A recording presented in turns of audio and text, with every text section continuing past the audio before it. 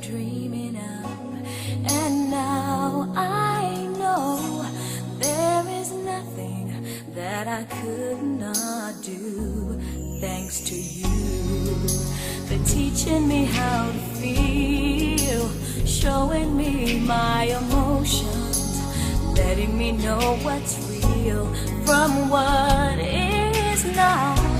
What I've got is more than I'd ever hoped for, and a lot of what I've hoped for is thanks to you.